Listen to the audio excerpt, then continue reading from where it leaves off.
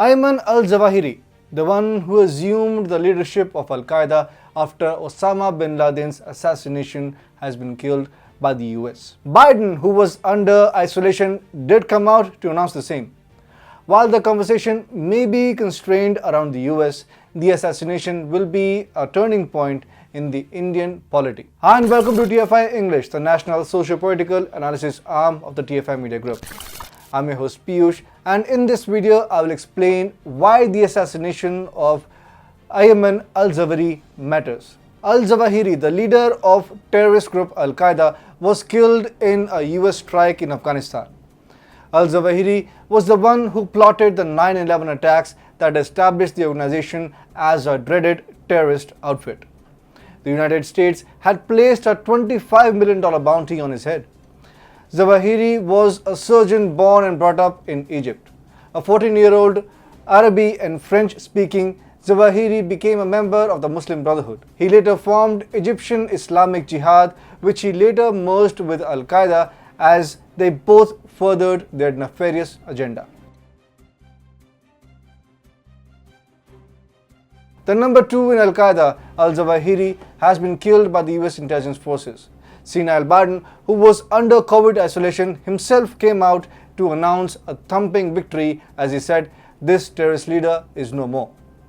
Biden formally announced the operation from the White House and said he will never again allow Afghanistan to become a terrorist safe haven because he is gone. Biden remarked that the US intelligence officials tracked al-Zawahiri to a home in downtown Kabul and killed the terrorist. US armed forces fired 2 Hellfire missiles from a drone. As per reports, Zawahiri died after a strike in Kabul at 6:18 a.m. on Sunday.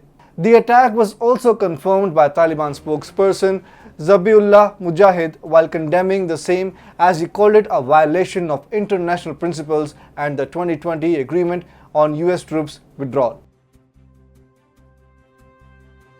To note, the Al-Qaeda leader was killed in an urban safe house in Kabul, Afghanistan. His assassination is an important chapter as far as the global war on terror is concerned. But the assassination does have a message for India. As per a UN report released this year, it was said that Al-Qaeda enjoys greater freedom under the new Afghan regime. However, the operational capability is limited. To add to that, he has been killed in the Afghanistan capital establishes the fact that the terrorist infrastructure continues to be active in Afghanistan, a country which is now being controlled by the Taliban. And while engaging with the Taliban, India needs to keep its eyes open so as to keep Indian soil safe. The UN report also mentioned Al-Qaeda in the Indian subcontinent, also known as AQIS, saying that it is reported to have 180 to 400 fighters. To substantiate for the last 2 decades, Zawahiri released videos focused on Islam's war against the West. 2 of these videos were entirely about India, which announced the formation of Al-Qaeda in the Indian subcontinent. He also spoke on and off about the issue of Kashmir and towed the anti-India line. The 2 videos were released in 2014 and 2022, entirely focused on India, where he elaborated his version of jihad in the subcontinent.